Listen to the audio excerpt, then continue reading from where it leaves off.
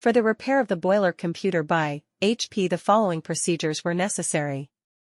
Replacement of various electronic components and general cleanup of the unit. For testing we use 24-volt DC power supply.